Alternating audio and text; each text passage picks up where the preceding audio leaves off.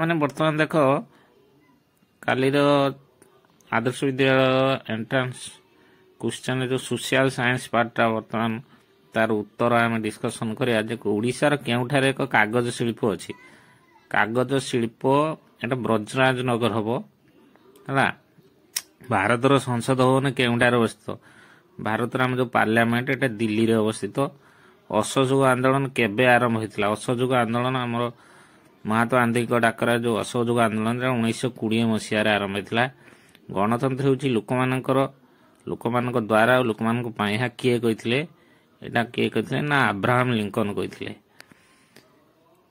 केउ मंदिर टी एक चलंता रथ परि देखा जाय एटा सहज क्वेश्चन कोणार्क मंदिर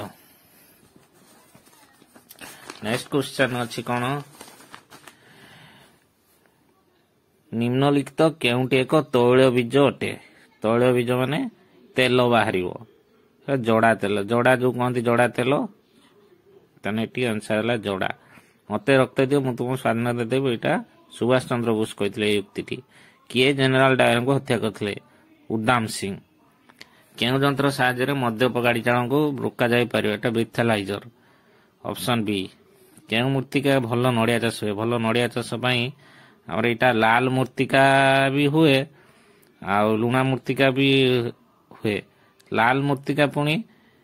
लाटराटी मूर्तिका गोटे अच्छी से नड़िया भल हुए तेणु यहाँ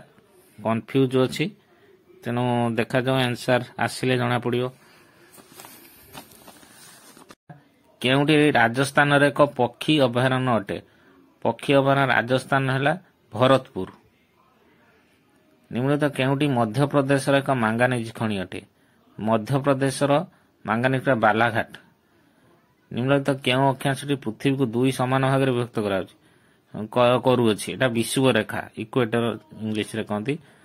59 क्वेश्चन कहूँ बंगोपसागर अवस्थित द्वीपर नाम है अंडमान निकोबर द्वीपपुंज निम्नलिखित केउ कारकटी कौन स्थान जलवायु को प्रभावित करे वृष्टिपात वायु प्रवाह समुद्र दूरता उपरत समस्त आम वृष्टिपात वायु प्रवाह समुद्र दूरता ये सबू कारक आमर जलवायु को ये प्रभावित करे है तेणु आज सोशल साइंस रो डिस्कशन करदेले तेणु भल लगुच